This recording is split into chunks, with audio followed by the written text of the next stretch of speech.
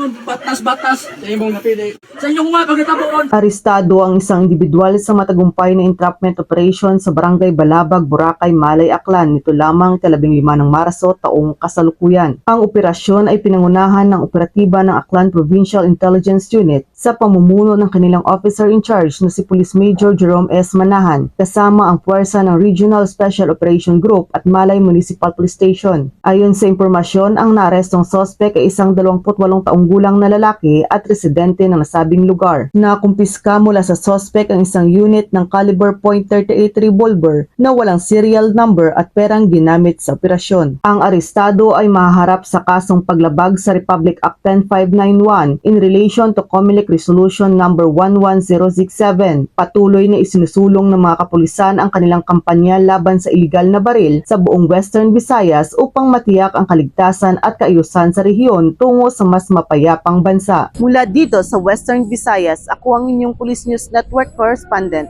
Patrol Woman Charmaine Balunsat, alagad ng batas, tagataguyod ng Balitang Pulis.